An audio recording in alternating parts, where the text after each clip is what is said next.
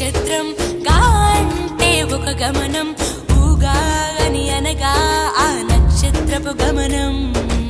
ఊగాది అనగా నక్షత్ర గమనాన్ని లెక్క కట్టడం ప్రారంభించిన రోజు అని అర్థం. తెలుగు జాతికిది శ్రీకారం, ఇదే కొత్త మన సంవత్సరం. ఉగాది సృష్టికి ఆరంభం.